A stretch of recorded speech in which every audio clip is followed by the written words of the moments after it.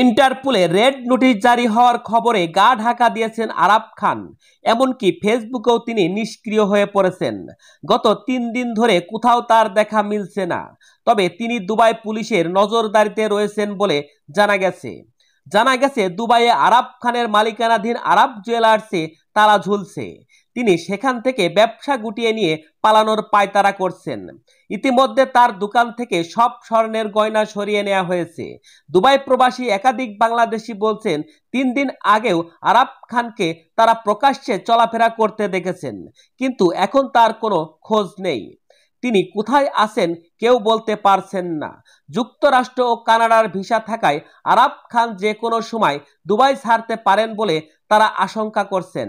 এদিকে আরাফ খানের ফেসবুক আইডিতে গিয়ে দেখা যায় তিনি গত 21শে মার্চের পর নতুন করে আর কোনো পোস্ট করেননি, এমনকি লাইভেও আসেননি। ওই দিন রাত 8:30টার দিকে তিনি সর্বশেষ পোস্টটি করেন। ওই পোস্টে আরাফ লিখেছেন, আসসালামু আলাইকুম প্রিয় দেশবাসী, আপনারা আমার জন্য দোয়া করবেন, আল্লাহ যেন সহায় হন।